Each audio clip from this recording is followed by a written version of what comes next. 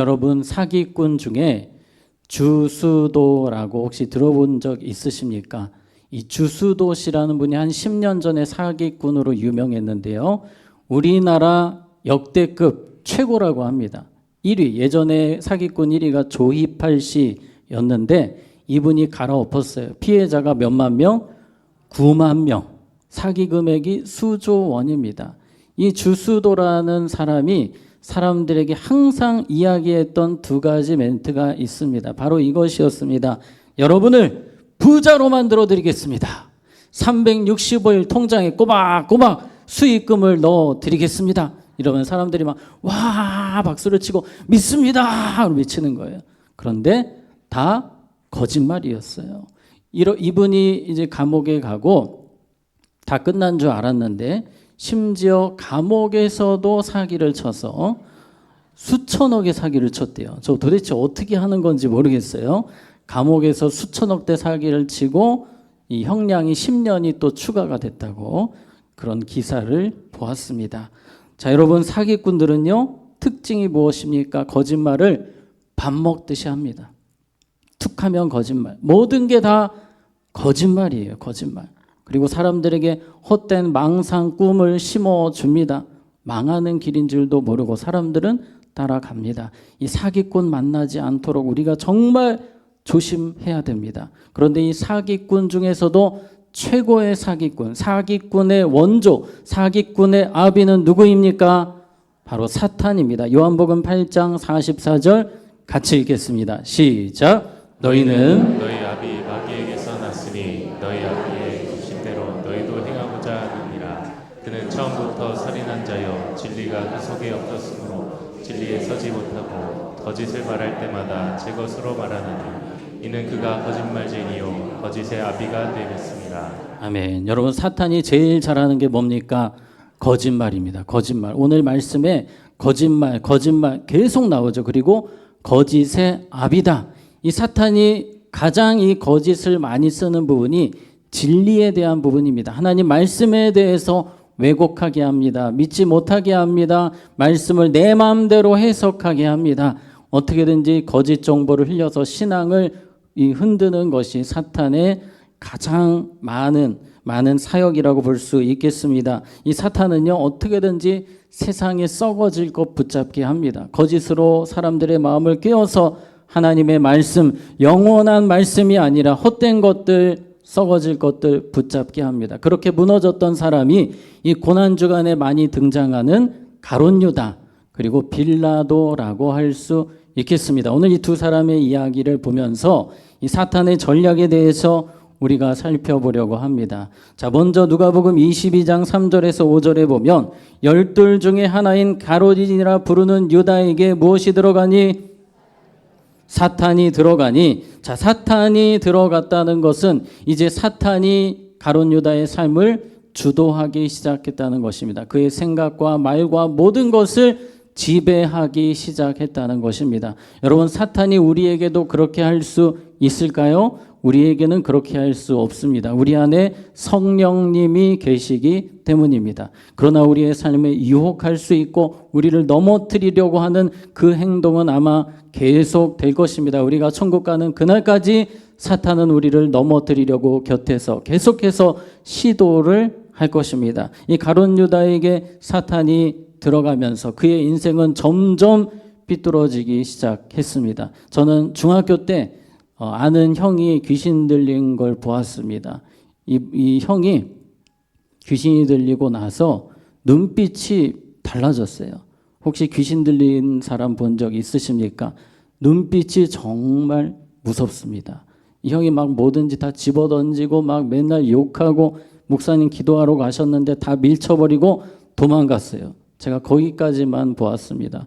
정말 안타까웠습니다. 삶이 피폐해지는 것을 보았습니다. 그런데 제가 그때 보았던 사탄, 이 귀신 들린 자의 모습은 눈이 희한하게 변하는 것이었는데 아마도 가룟 유다는 그렇게 되지는 않은 것 같아요. 왜냐하면 일반적인 제자로 그냥 평범한 제자로 활동을 했거든요. 귀신 들렸지만 사탄의 지배를 받았지만 그 모습은 전혀 티가 나지 않았습니다. 그래서 사탄이 역사할 때 때로는 우리가 감지하지 못할 수가 있습니다. 거짓의 압이기 때문에 어떻게 역사할지를 모릅니다. 자, 그런데 이 사탄이 역사할 때에 이 가룟 유다에게 나타난 특징이 있었는데 돈에 미쳤습니다. 완전 돈에 미쳤어요.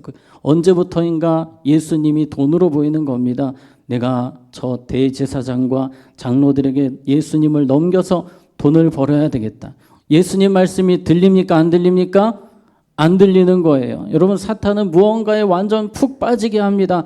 말씀이 들리지 않게 합니다. 주님을 생각 속에서 지워버리게 합니다. 이 가룟 유다는 사탄의 전략에 완전히 넘어가 버렸습니다. 그리고 예수님을 넘길 준비를 하고 드디어 때가 되매 예수님을 군병들에게, 대제사장과 사람들에게 넘기는데, 그 모습을 보면 우리 마태복음 26장 49절에 보면 곧 예수께 나와 랍비여 안녕하시옵니까?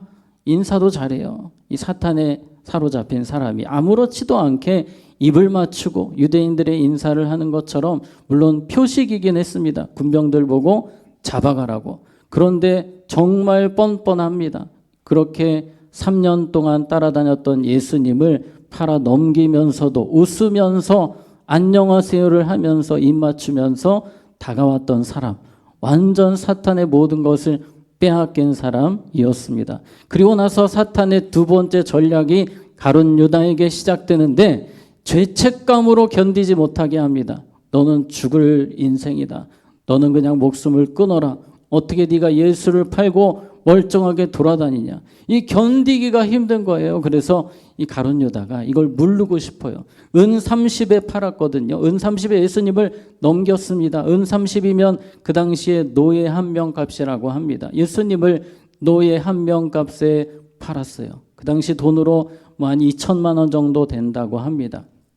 그 돈에 미쳐서 예수님을 넘겼지만 후회가 되는 거예요. 그래서 그 돈을 그대로 가지고 대제사장에게, 돈을 주었던 그 사람들에게 물르기 위해서 찾아갔습니다. 자, 3절에 보면 그때 예수를 판 유다가 그의 정죄됨을 보고 스스로 뉘우쳐 그 은 30을 대제사장들과 장로들에게 도로 갖다 주며 어떻게든지 이 죄책감에서 벗어나고 싶은 거예요. 그래서 돈을 다 갖다 줬습니다. 이 돈 필요 없다 이거예요. 이 돈만 봐도 토할 것 같아요. 너무 화가 나고 자신이 미웠습니다. 여러분, 사탄은요 이렇게 되기를 원했어요. 돈에 미쳐서 달려왔지만 결국 돈 때문에 가장 불행한 인생이 되게 하는 것이 사탄의 목표입니다.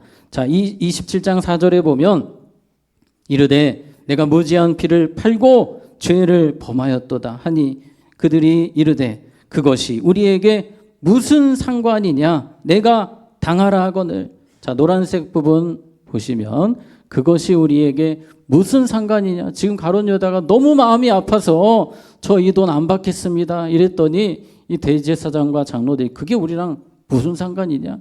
요즘 젊은 분들이 많이 하시는 말씀 중에 이 어쩔이라는 표현, 어쩔 TV 뭐 이런 게 있거든요. 지금 대제사장과 장로들이 우리는 상관없어. 그게 뭔 얘기야. 관심 없어. 그러면서 우리 다시 한 번 더 노란색 부분을 보시면 끝부분에, 자, 그 전 겁니다. 그 전에 말씀 보시면 네가 당하라. 그 저주는, 그 죄값은 네가 받아라. 이 처음에 돈 줄 때만 해도 그렇게 친절했어요. 어려울 때마다 상담해주고 어떻게 예수를 잡을 것인지 같이 의논하고 한 팀인 줄 알았는데 그냥 내빼는 거예요. 그 죄는 네가 받아라. 그 저주는 네가 받아라. 여러분, 사탄이 하는 일이 그렇습니다. 우리를 죄의 구렁텅이에 집어넣어놓고 죄값은 네가 받아라.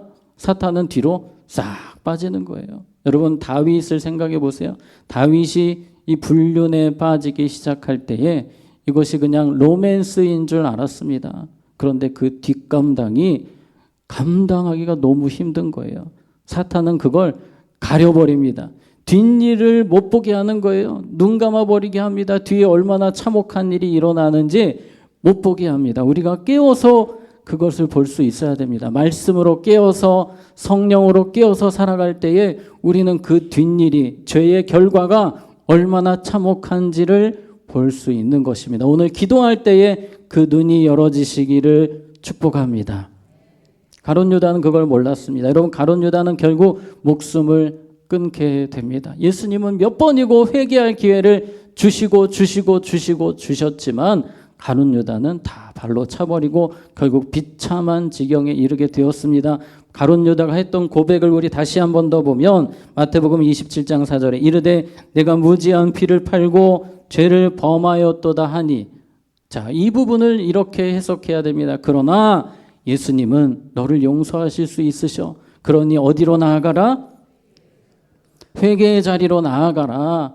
이 부분만 가룟 유다가 잘 알았어도 살 수 있었습니다. 자, 그 다음 부분 보시면 이 대제사장과 장로들이 했던 말이죠. 그들이 이르되 그것이 우리에게 무슨 상관이냐? 네가 당하라 하거늘, 이런 말을 할 때 가룟 유다가 이렇게 생각해야 했습니다. 사람들은 관심이 없지만 주님은 너를 뭐 하셔? 기다리셔. 지금이라도 회개하고 돌이키면 불쌍히 여겨주실 거야. 십자가의 능력이 너를 새롭게 할 거야. 아멘. 사탄 마귀가 이제 소용없다고, 어차피 망한 몸이라고 막 살라고 이야기합니다. 그러나 우리는 정신을 차리고 지금이라도 회개해야지. 지금이라도 내가 하나님께 나아가야지. 두 팔 벌려 안아주시는 주님 품으로 가야지. 우리는 빠르게 회개의 자리로 가야 될 줄로 믿습니다. 사탄의 이러한 속삭임에 넘어가지 않고 주님 앞에 어떻게든지 나아가기를 힘쓰는 우리 모두가 되기를 축복합니다. 자, 계속해서 빌라도 이야기를 보도록 하겠습니다. 가룟 유다는 그렇게 넘어졌습니다. 이번에는 빌라도 이야기인데요. 이제 빌라도에게 예수님이 왔습니다. 빌라도에게는 권한이 있습니다. 사형을 할 것인지 말 것인지, 예수를 살릴 것인지 말 것인지 재판을 할 수 있는 능력이 그에게 있었습니다. 그런데 가만히 이야기를 들어보니까 죄가 없어요. 예수님은 사형감이 절대 아닙니다. 빌라도에게 확신이 들었습니다. 이건 아니다, 이건 아니다.